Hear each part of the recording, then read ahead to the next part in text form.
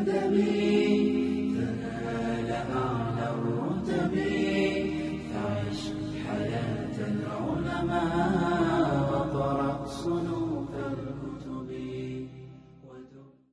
يا إلهي انظر إلي فالهوى استولى علي، لم أجد بين يدي عملا يرجى لقيا، لك قد وجهت كلي وبسطت كف ذلي مخلص القلب لعلي يمنح الخير السخيا.